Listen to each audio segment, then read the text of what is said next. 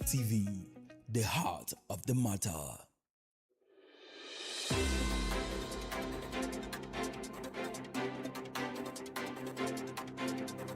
In the heart of Asaba, where the street tells the stories every single day. From the corridors of powers to the decisions shaping governance and politics in Delta and Nigeria.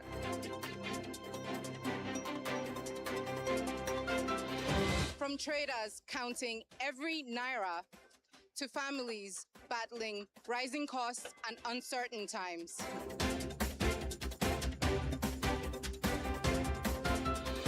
From football pitches to sporting successes to the major developments making the headlines all over the world. And from the untold human stories, the struggles, victories, resilience, and hope of the everyday Nigerians. This is the news beyond the headlines. Dott TV News are your trusted window to stories that truly matter to the people. Here, we don't just report events, we tell the human stories behind them.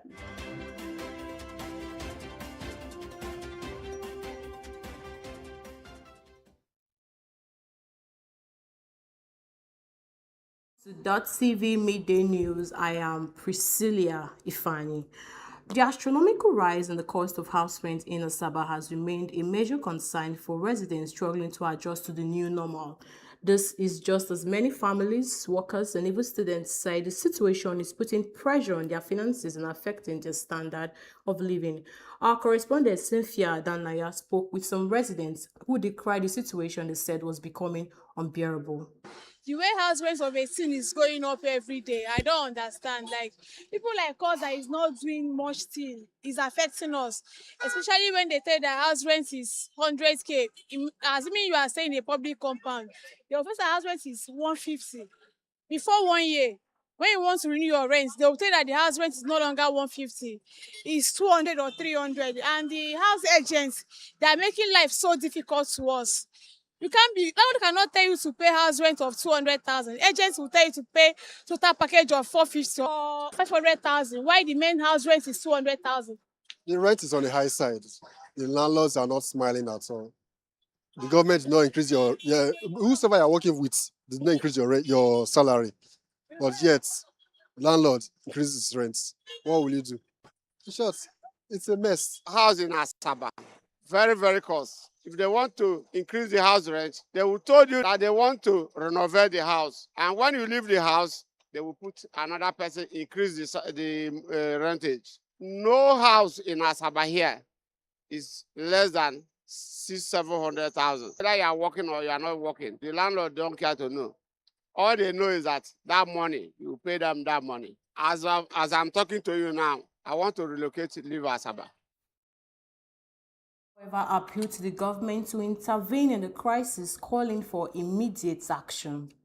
If the government should provide houses for people, put it at a subsidized rates, the landlord sees that nobody is going to take his house, and there's the government house of 300, and landlord puts house for 500, and there's nobody taking it, and everybody is going to government's house. He has no choice but to bring it down. If government want to help, they know what they can do to regulate this house rent matter. If government starts building houses like estates, people that people can afford, it will be better. And now to Edo State, where Oba Oiware II has summoned native doctors, traditional priests, and priestesses in Benin Kingdom to an emergency meeting over the worsening insecurity in Edo State in Nigeria. According to the Benin Traditional Council, the monarch said traditional and strategic measures are needed to complement government efforts to restore peace, order, and security. All traditional spiritual practitioners in the kingdom have been invited. The meeting will hold at the Oba's Palace in Benin City on Tuesday, June 23rd, 2026. The council stressed it is urgent, aiming to support efforts to tackle insecurity and promote peace within the kingdom and beyond. And now to Edo Kitty, where there is a strong turnout in parts of Edo Kitty on Saturday as residents came out early for the governorship election. Many polling units saw large crowds, including elderly voters who arrived before voting officially began. Voting was briefly delayed in some units due to malfunction of the bimodal voter accreditation system BVAS, which was fixed by the officials, and accreditation plus voting started shortly after, with the first ballot being cast around 8:49 a.m. The election features incumbent Governor Biodun Oyebanji of the OPC along candidates from the PDP, ADC, Labour Party, NNPP, and other parties. Observers say the exercise is being closely watched as a test of voters' engagement and political sentiment in Ekiti State, with voting continuing across all local government areas. And a UK court cleared ex-Minister of Petroleum Desiane Alison Madueke of 5 bribery and conspiracy charges after a 13-year probe. She said the case damaged her reputation and stalled her life for years. Prosecutors claim she got luxury items, cars, properties from oil businessmen. Her defense said key documents proving reimbursement went missing in 2015 as ex-President Jonathan gave evidence on official travel. The UK's National Crime Agency defended the investigation as impartial and said it respects its verdict. Desiane now wants clarity and assets seized by Nigerians EFCC and is calling for reforms in handling such cases. Still ahead on the midday news, federal government is considering a new initiative that would allow journalists to accompany military personnel during selected operations and appointment of a new CSP as the new Force Public Relations Officer by the Inspector General of Police. Plus, foreign and sports stories coming after this time out. Please stay with us.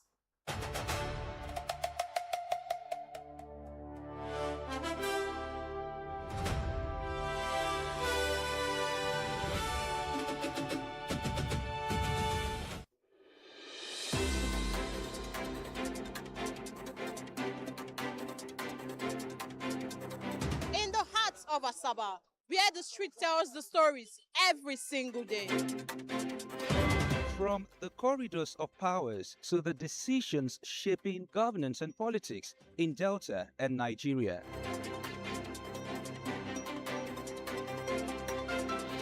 From traders counting every naira to families battling rising costs and uncertain times.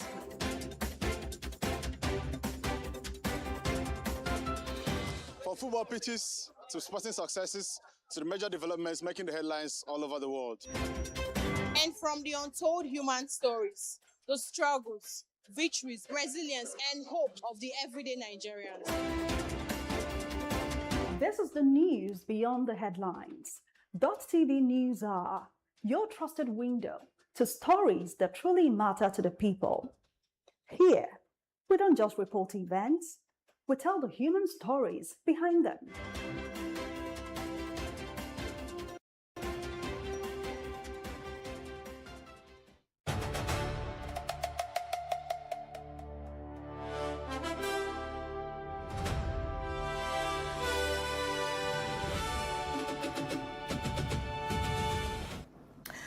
Thanks for still being there. Now to the rest of the stories. The federal government is considering a new initiative that would allow journalists to be embedded with military personnel during selected operations.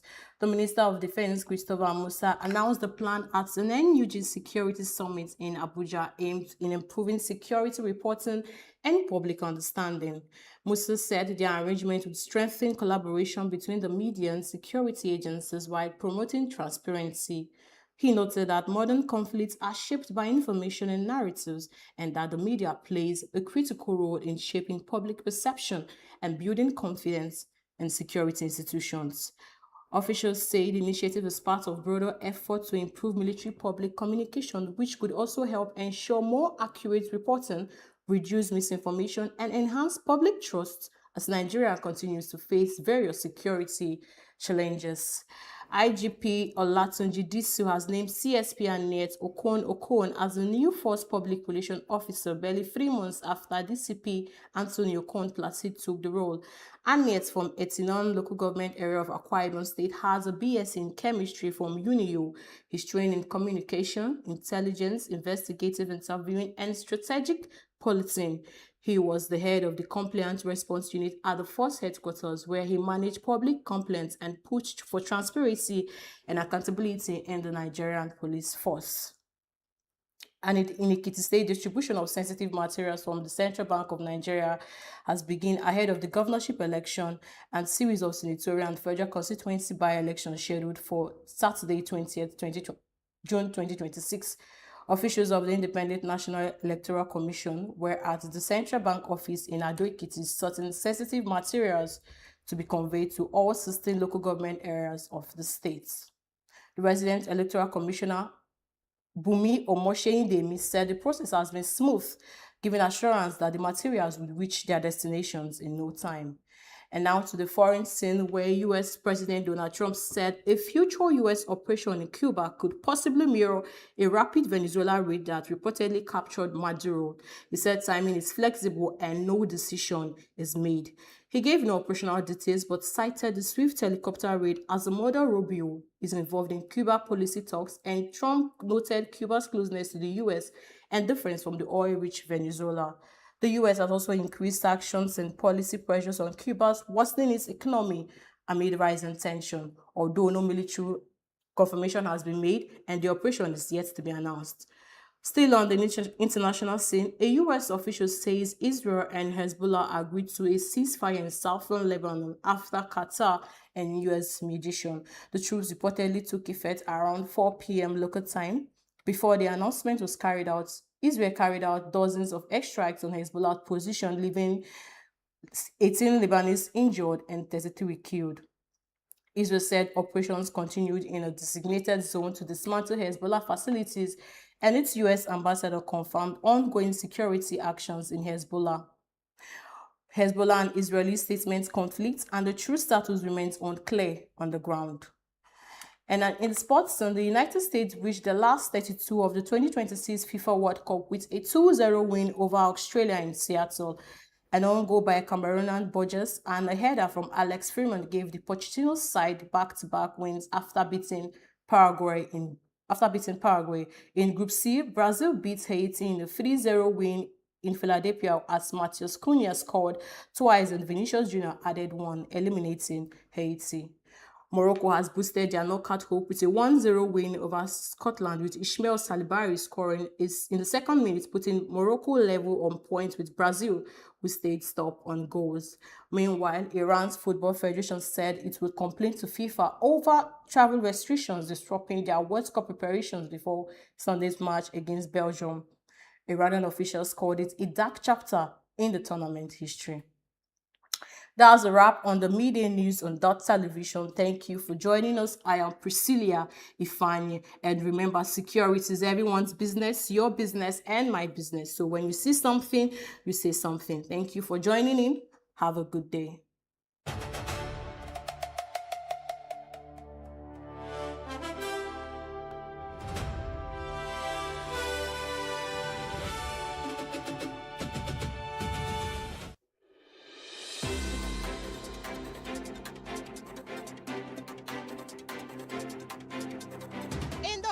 Of Asaba, where the street tells the stories every single day. From the corridors of powers to the decisions shaping governance and politics in Delta and Nigeria.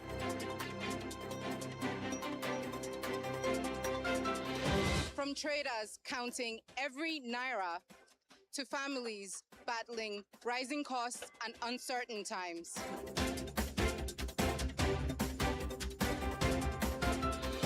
From football pitches to sporting successes to the major developments making the headlines all over the world. And from the untold human stories, the struggles, victories, resilience, and hope of the everyday Nigerians. This is the news beyond the headlines. Dott TV News are your trusted window to stories that truly matter to the people. Here, we don't just report events, we tell the human stories behind them.